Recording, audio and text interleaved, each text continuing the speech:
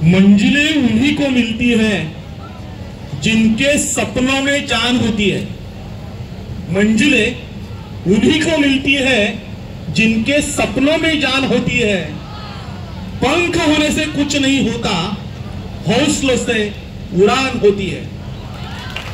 अशा बुलंद हौसले विद्यार्थ्यांचं आज इथे मी कौतुक करतोय, धन्यवाद देत सांगितलं की 9 शाळांमधले विद्यार्थी, प्रत्येक शाळेमध्ये शेकडो विद्यार्थी आहेत आणि त्या विद्यार्थ्यांपैकी फक्त 30 विद्यार्थ्यांना इथे येण्याचा मान मिळालेला आहे। ते 30 विद्यार्थी असे आहेत की जे या देशाचं, या समाजाचं भवितव्य आहेत।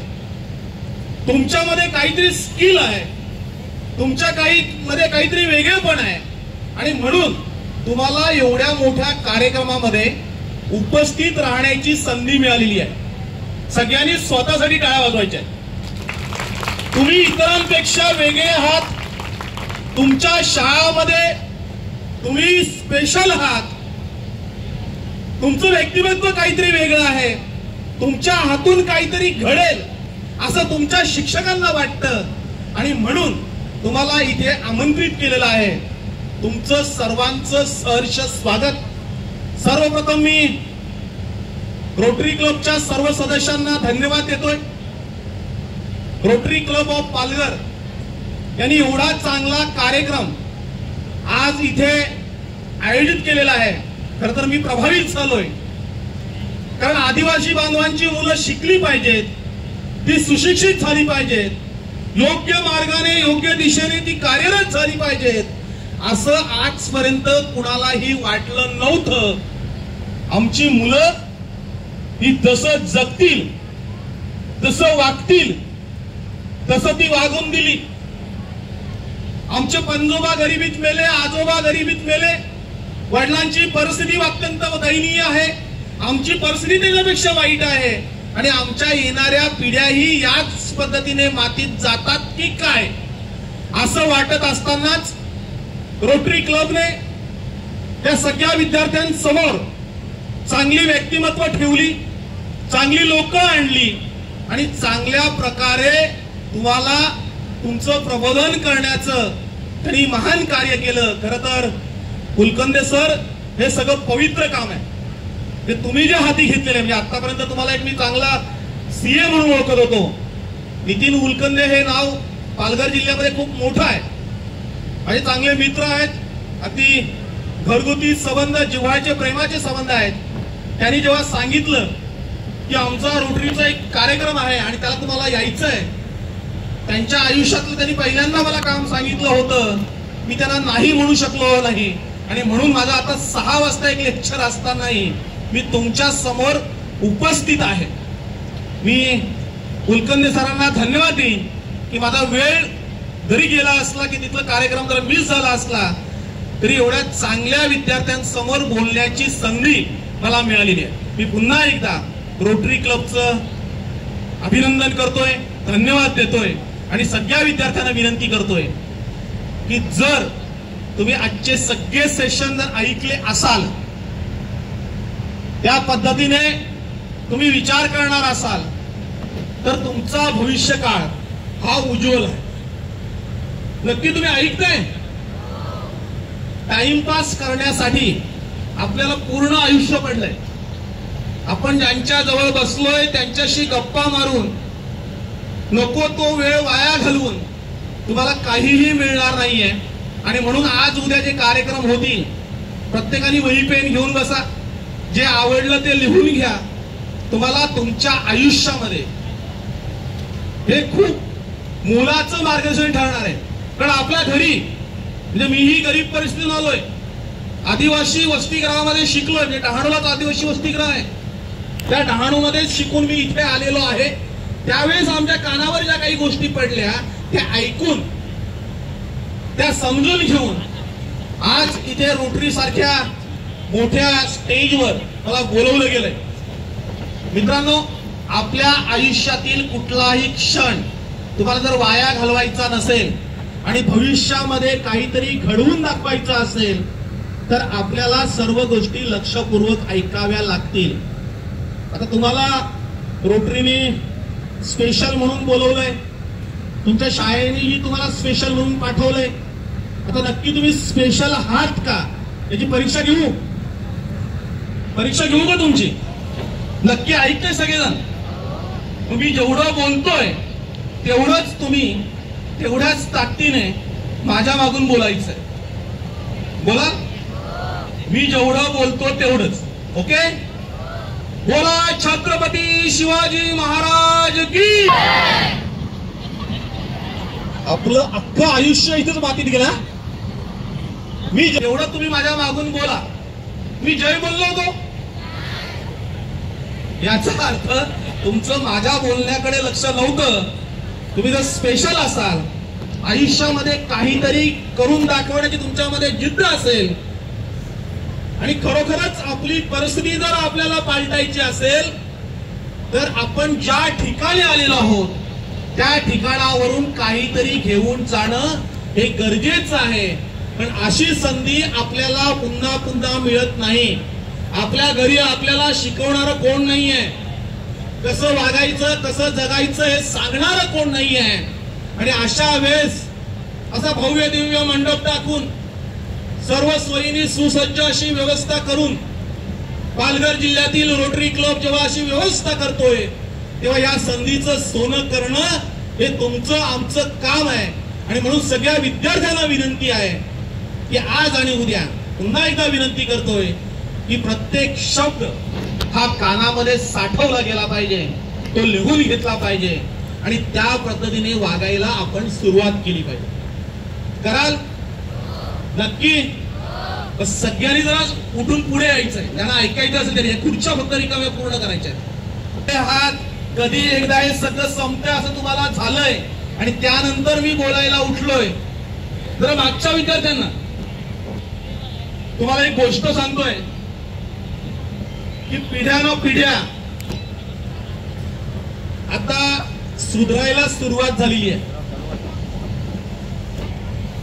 आपल्या पूर्ण कुटुंबाचं जे चित्र आहे ते फक्त सगळ्यांनी डोळ्यासमोर आणा.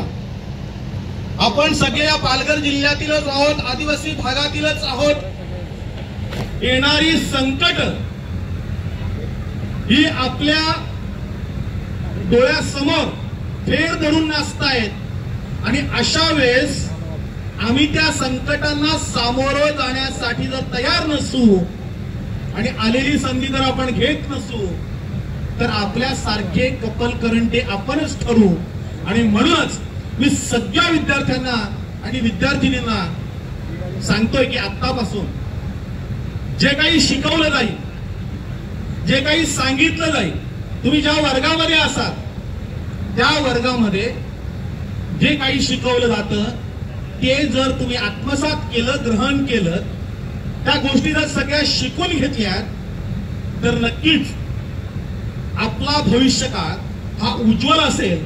आणि आपल्या मागच्या पिढ्यांची जी माती झाली ती माती आपल्या पुढच्या पिढ्यांची होणार नाही. आपण कोणीतरी स्पेशल असू, आपण कोणीतरी वेगळे असू आणि समाजामध्ये नाव लौकिक आणि मान सन्मान मिळवून आपण नावारूपाला आलेले असू. आणि म्हणूनच यासारख्या कार्यक्रमांचं आयोजन हे खूप गरजेचं आहे. आणि या सगळ्या कार्यक्रमांना उपस्थित राहणं आपल्या सर्वांच्या भाग्याचं आहे. मित्रांनो,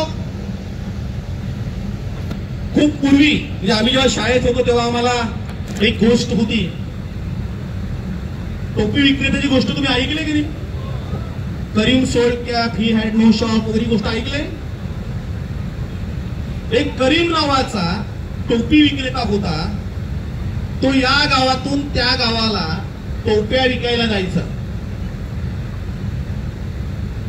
एकदा टोपी विकता विकता त्याला झोप लागली. तो एका झाडाखाली झोपला. झोपल्यानंतर त्या झाडावरची जी माकडं होती ती सगळी माकडं उतरली, त्याच्या टोप्या घेऊन गेली. ज्यावेळेस त्या विक्रेत्याला जाग आली आणि त्यांनी बघितलं की आपल्या टोप्या काही आपल्या बॅगेमध्ये नाही आहेत. त्यावेळेस त्यांनी त्या माकडांकडे टोप्या मागून बघितल्या, त्यांनी काही दिल्या नाहीत. मग त्यांनी त्या माकडांवर दगड फेकली. दगड फेकल्यानंतर त्या माकडांनी त्या झाडावरची फळं त्यांच्याकडे फेकली. यांनी जेव्हा त्यांच्याकडे काठी फेकली तेव्हा त्यांनी त्या झाडाच्या फांद्या फेकल्या. म्हणजे ज्या पद्धतीनं तो टोपी विक्रेता करत होता त्याच पद्धतीनं ती सगळी माकडं करत होती. शेवटी टोपी विक्रेता वैतागला. त्याने त्याच्या डोक्यावरची टोपी काढली आणि जमिनीवर फेकली. तात्काळ त्या माकडांनी आपल्या डोक्यावरच्या सगळ्या टोप्या त्या खाली फेकल्या. ज्या पद्धतीने तो माकडवाला करत होता टोपी विक्रेता, त्याच पद्धतीने ती माकडं करत होती. काळ उलटला. जसं आता तुमची नवीन पिढी शिक्षित झालेली, आपण आता शिकायला लागलोय, बोलायला लागलोय, लिहायला लागलोय. आपले बापजादे, आपले आधीचे पूर्वज हे अशिक्षित होते, अशिक्षितपणामध्ये गेले. आपण आता शिकायला लागलोय. त्या क्वरीम टोपीवाल्याची ही पुढची पिढी टोपी विकायला लागली. टोपी विक्रेत्याचा मुलगा त्याच झाडाखाली गेला. तोच प्रसंग, त्याला झोप लागली. पुन्हा एकदा माकडांनी टोप्या नेल्या. पिढी वेगळी होती. आधीची माकडे वेगळी होती, त्यांचे नातू पंतू आले होते. ज्या वेळेस टोप्या सगळ्या झाडावर घेऊन गेले, टोपी विक्रेता उठला. त्याच्या लक्षात आलं त्या मुलाच्या की आपल्या टोप्या नाही आहेत.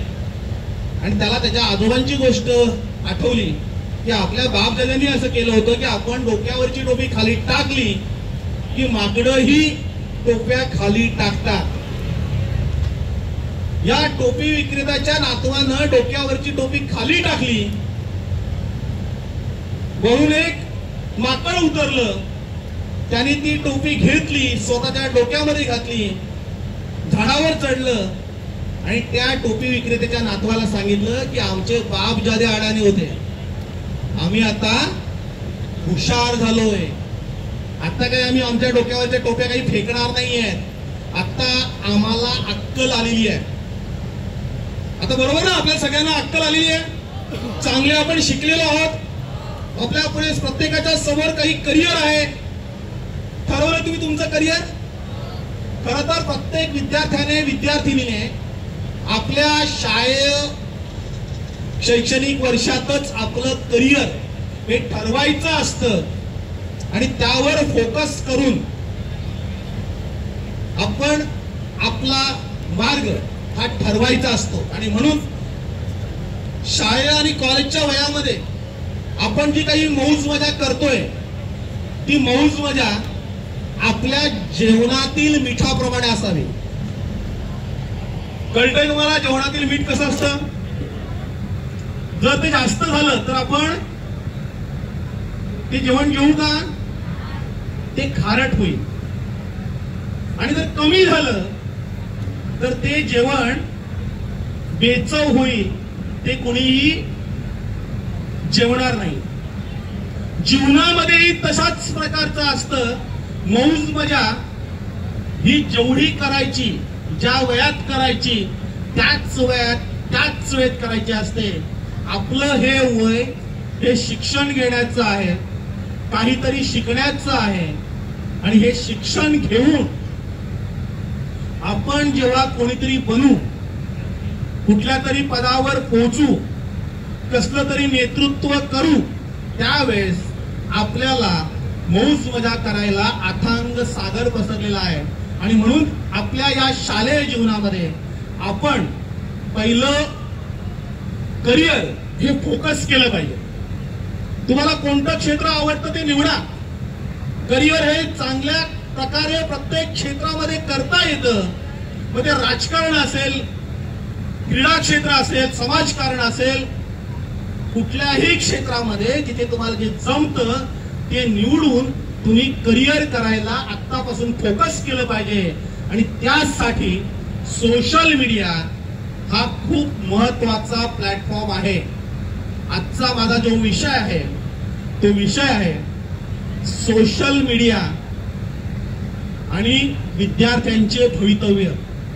मित्रांनो, आपलं पूर्ण जे भवितव्य आहे ते सोशल मीडियावर हे आधारित आहे, किंबहुना आपण सोशल मीडियाच्या माध्यमातूनच आपलं करिअर घडवू शकतो किंवा बिघडवू शकतो.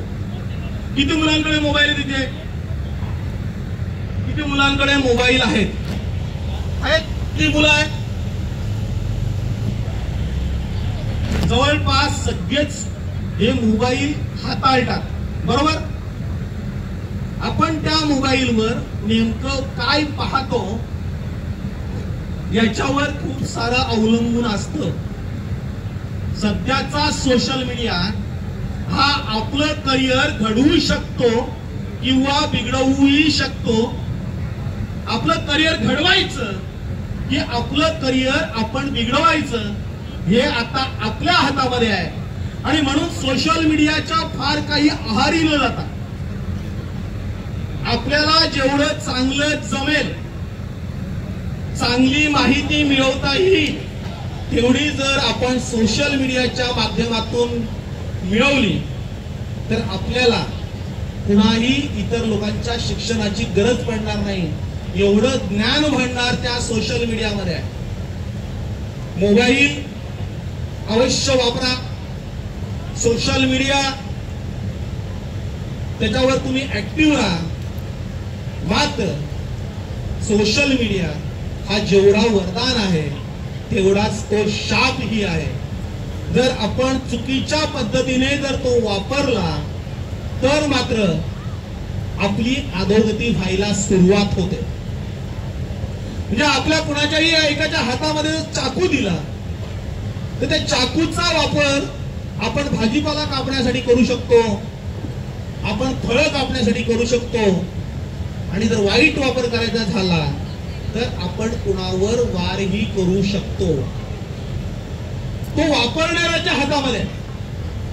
सोशल मीडिया कसा वापरायचा हे जर आपण शिकून घेतलं, चांगल्या गोष्टी त्या सोशल मीडियाच्या माध्यमातून आपण जर आत्मसात केल्या तर आपल्याला आपल्या जीवनातील कुठल्याही प्रश्नावर कुठूनही मार्गदर्शन घेण्याची गरज लागणार नाही.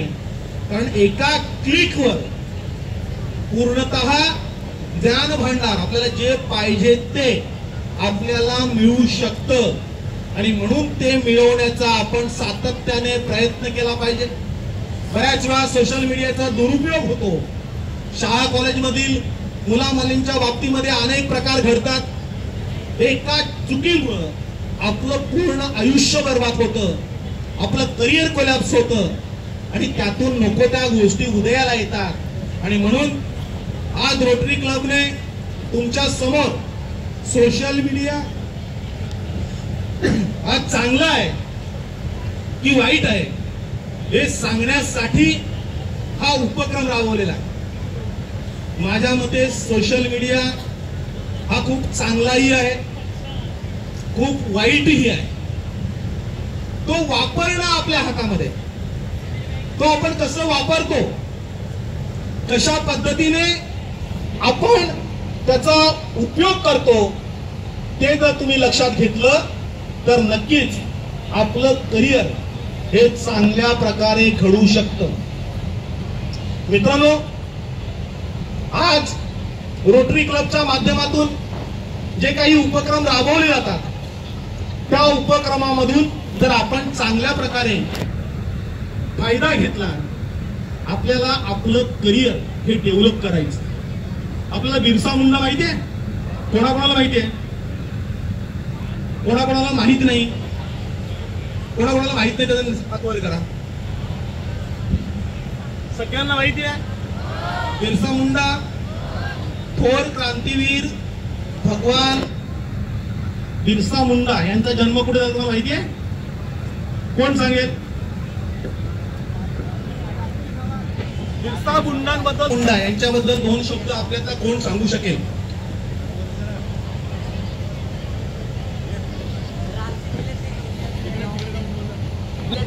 गावामध्ये रांची जिल्ह्यातील गावामध्ये त्यांचा जन्म झाला. किती त्यावेळेस त्यांचा मृत्यू झाला त्यावेळेस ते किती वर्षाचे होते? 25.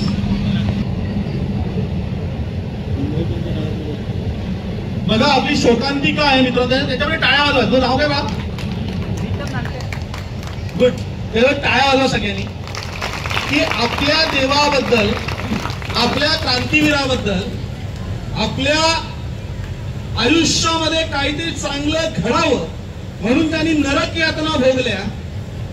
इंग्रजांच्या काळामध्ये इंग्रजांच्या विरुद्ध उठाव केला, त्यांच्याशी लढा दिला. ज्यांचं आयुष्य पूर्ण जेलमध्ये गेलं त्या आमच्या दैवताबद्दल आम्हाला कुणालाही काही माहीत नाही आहे. याचं एकमेव कारण आहे की आम्ही सोशल मीडियाचा वापर चांगल्या प्रकारे करत नाही. आज प्रत्येकाने ज्याच्याकडे मोबाईल असेल त्यांनी बिरसा मुंडा सर्च करा आणि बिरसा मुंडा कोण होते. जर त्या काळामध्ये म्हणजे इंग्रजांच्या काळामध्ये ज्या क्रांतीवीराने नरक यातना भोगून आदिवासी समाजाला प्रेरणा देण्याचं, स्वातंत्र्य देण्याचं काम केलं, त्या बिरसा मुंडांबद्दल जर आम्हाला काही माहिती नसेल तर सुरुवात आपल्या करिअरची कशी होईल हा मोठा प्रश्न आहे. आणि म्हणून इथे सोशल मीडिया आपल्याला उपयोगाला येतो. आपण जर मोबाईलवर बिरसा मुंडा एवढं जर आपण टाईप केलं तर आपल्या लक्षात येईल की बिरसा मुंडा कोण होते. ज्या काळामध्ये घनदाट अरण्य होती, इंग्रजांचं राज्य होतं, त्या काळामध्ये दुसऱ्यांसाठी क्रांती करणं हे किती पराकोटीचं होतं, किती अशक्य होतं हे आपल्याला त्या सगळ्या सोशल मीडियाच्या माध्यमातून मिळेल. आणि त्याच्यानंतर स्वातंत्र्य मिळाल्यानंतर आपल्याला सगळ्या सोयी सुविधा उपलब्ध असल्यानंतर जर का आपण त्याचा योग्य प्रकारे लाभ घेऊ शकत नसू तर आपल्या नशिबातही त्याच पद्धतीच्या नरक यातना येतील. आपल्याला कुणीतरी बनायचं असेल, आपल्याला कुणीतरी मोठ्या पदावर पोहोचवायचं असेल तर आपण याच वयामध्ये सोशल मीडियाचा चांगल्या प्रकारे वापर हा केला पाहिजे. जेवढ्या चांगल्या गोष्टी आहेत तेवढ्या आत्मसात केल्या पाहिजेत, त्या शिकून घेतल्या पाहिजेत. म्हणजे सोशल मीडियाचा जास्तीत जास्त वापर करणारा आणि सोशल मीडियाच्या माध्यमातून जास्तीत जास्त पैसे मिळवणारा तुमच्या समोर मी उभा आहे. माझं एक चॅनल आहे माहिती तुम्हाला, मशाल नावाचं. कोणी बघितलंय? मशाल नावाचं चॅनल आहे जे 1,33,00,000 हे व्ह्युअर्स त्या चॅनलला आहे. तुम्ही ते चॅनल मशाल सर्च केलं तर तुमच्या लक्षात येईल. आपण फेसबुक वापरतो, इंस्टाग्राम वापरतो, आपण व्हॉट्सअप वापरतो. या सगळ्या सोशल मीडियावरनं आपल्याला चांगल्या प्रकारे पैसे मिळू शकतात आणि तेही आपल्या या विद्यार्थी दशेतच. आपल्याला जे जमतं तेवढं तुम्ही तयार करा, त्याचे व्हिडिओ तयार करा, सोशल मीडियावर टाका. जेवढी लोक बघतात तेवढे पैसे आपल्याला मिळतात. आपण त्या वाटेला जात नाही, आपण त्या गोष्टी कधी बघत नाही. बघितल्यात तरी आपण ती गाणी बघतो. बघितलं सगळे गाणी बघताय ना. आता आदिवासी समाजामध्ये ट्रेंड आलाय, आदिवासी गाणी आपली सगळी बघतोय. आपण जेवढे जण बघतोय ना तेवढे त्या बनवणाऱ्यांना पैसे मिळतात. सोशल मीडियाच्या माध्यमातून आपल्याला चांगल्या प्रकारे पैसा मिळू शकतो, आपण पैसा मिळवू शकतो. आम्ही रोज सोशल मीडियावर चांगल्या प्रकारे भ्रमंती करतो, रोज आमचे व्हिडिओ टाकतो आणि त्यातून चांगल्या प्रकारे कमाई करतो. मात्र कमाईची जी काही साधनं आहेत ती आम्हाला कधी सांगितली जात नाहीत. आम्हाला त्या वाटेला कोणी मार्गदर्शन करणारं नसतं. आम्हाला कोणत्या क्षेत्रामध्ये पैसा आहे ते सांगितलं जात नाही आणि मग आम्ही भरकटत जातो. आमचं पूर्ण आयुष्य भरकटत जातं. आमच्या पिढ्याला पिढ्या भरकटत गेल्या. आता या सगळ्या पिढ्या सुधारवण्यासाठी, त्या चांगल्या योग्य मार्गावर आणण्यासाठी आणि याच वयामध्ये तुम्हाला चांगल्या प्रकारचं गायडन्स व्हावं यासाठी रोटरी क्लब ज्या पद्धतीने प्रयत्न करत आहे त्या प्रयत्नाला मी धन्यवाद देतोय. खरं तर मी तासभर बोलणार होतो. मी माईक हातात घेतल्यानंतर 3 तासाच्या आतमध्ये खाली ठेवण्याची पद्धत नाही आहे. पण मला सरांनी सांगितलं की 11 वाजेपासून तुम्ही बसलेले आहात.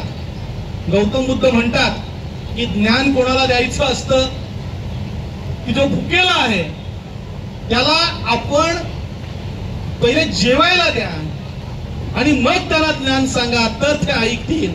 आता तुम्ही कंटाळलेले आहात, वैतागलेले आहात, 11 वाजेपासून तुमचे कार्यक्रम चालू आहेत, सकाळी तुमचे परीक्षा काही पेपर देऊन आलेले विद्यार्थी आहेत. अशा परिस्थितीमध्ये तुमच्याशी जास्त बोलणं हा तुमच्यावर अन्याय करण्यासारखं आहे आणि म्हणून मी इथे थांबतोय. पुन्हा कधी तुमच्या सरांनी बोलवलं तर फक्त एका टॉपिकवर की करिअर कसं घडवायचं, सोशल मीडिया कसा वापरायचा किंवा सोशल मीडियाच्या माध्यमातून पैसे कसे कमवायचे या विषयावर नक्कीच तुमच्याशी मी हितगुज करेन. मी पुन्हा एकदा रोटरी क्लबच्या सर्व सदस्यांना, तुम्ही खूप पुण्याचं काम करताय. आदिवासी भागामध्ये आदिवासी विद्यार्थ्यांना मार्गदर्शन करायला बाहेरची लोक बोलवणं हे आतापर्यंत घडलं नव्हतं. म्हणजे आमच्याकडे रोटरी क्लब असतील, लायन्स क्लब असतील किंवा इतर सगळे क्लब असतील, आमच्याकडे ज्या काही संस्था येतात उल्कत्ते सर, त्या संस्था काहीतरी वाटपाला येतात, काहीतरी वाटप करतात. आम्ही कपडे वाटू, आम्ही धान्य वाटू, आम्ही सगळं काहीतरी वाटायला येतो. मुंबईवरनं ती काही लोक येतात, ती आम्हाला काहीतरी देऊन जातात. खर तर आम्हाला या फुकटच्या गोष्टींची सवय लावून आम्हाला कायम स्वरूपी मानतेरे ठेवण्याची ही जी काही सवय लावलेली आहे, जो काही पायंड पाडलेला आहे, तो बदलण्याचा प्रयत्न रोटरी क्लबच्या माध्यमातून होतोय. कारण आम्हाला जे पाहिजे ते फुकटचं काही नको, आम्ही एकदा घेऊ पण त्यानंतर आम्ही देणारे बनू. आमच्यामध्ये सक्षम पिढी बनवा.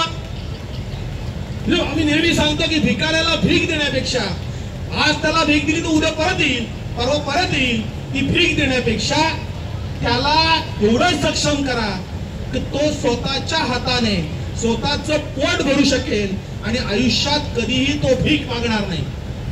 रोटरी क्लबची पावलं त्याच पद्धतीने पडतायत आणि म्हणून खास करून मी आलोय.